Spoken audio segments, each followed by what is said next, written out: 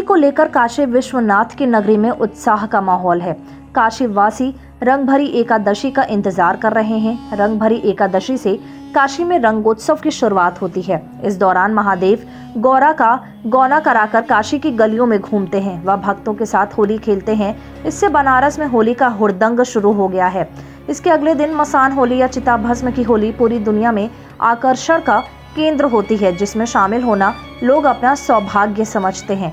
चिता भस्म होली काशी का एक ऐसा उत्सव है जिसका अपना अलग ही आनंद है और इसका शब्दों में वर्णन करना बेहद मुश्किल होता है।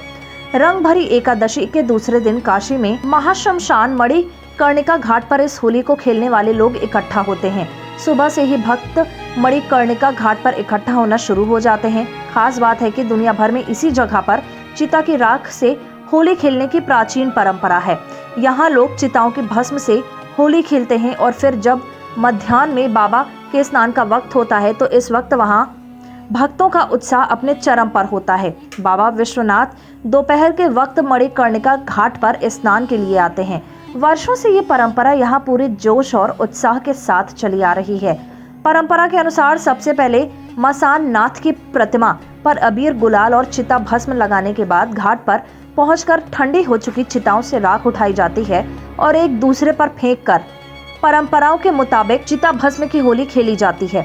शास्त्रों में मान्यता है कि बाबा विश्वनाथ प्रियगढ़ भूत प्रेत पिशाच दृश्य अदृश्य शक्तियों को बाबा खुद इंसानों के बीच जाने से रोक कर रखते हैं, लेकिन अपने दयालु स्वभाव की वजह से वह अपने इन सभी प्रियगढ़ों के बीच होली खेलने के लिए घाट पर आते हैं।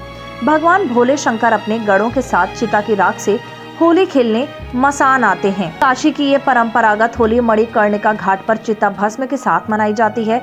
इस उत्सव को देखने के लिए दुनिया भर से लोग आते हैं और इसका हिस्सा भी बनते हैं।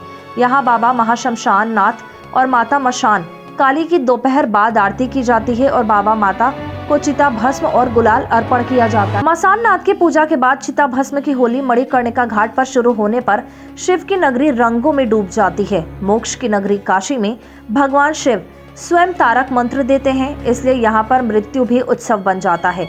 होली पर चिता की भस्म को उनके गढ़ अबीर और गुलाल एक दूसरे को अर्पित कर सुख समृद्धि वैभव संग शिव की कृपा पाते हैं। शिव पुराण और दुर्गा सप्तशती में भी चिता भस्म की होली का उल्लेख मिलता है। इस मौके पर एक तरफ धधकती चिताएं तो दूसरी तरफ अपने आराध्य संग होली खेलने को आतुर शिवगणों का उल्लास देखते ही बनता है। चिता भस्म के साथ हवा में उड़ रहा गुलाल पूरे माहौल में राग विराग प्रेम और उल्लास के रंग घोल देता है।